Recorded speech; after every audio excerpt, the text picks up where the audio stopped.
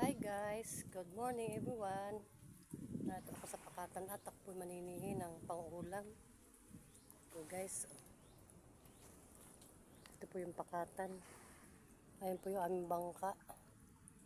Nakadunggot dito po sa loob ng pakatan.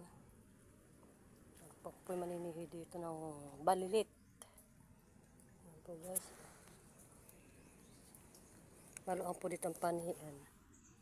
Ayun po guys, maninihi ako ng mga balilit. Ayun po, dami po dito sihing balilit. Ayun po, mga sihing balilit. Ito po yung masarap gataan. Ito guys, mga balilit siya.